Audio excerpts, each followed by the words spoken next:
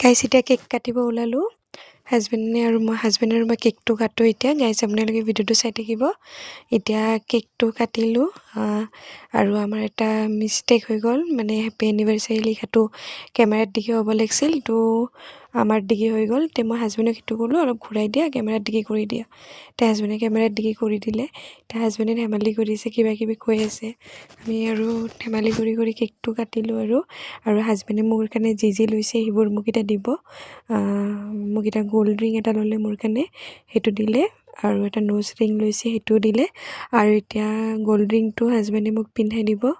গাইছ আপোনালোকে চাব, বহুত ধুনীয়া লাগিছে। মোক ছাৰপ্ৰাইজ দিলে ৰিংটো।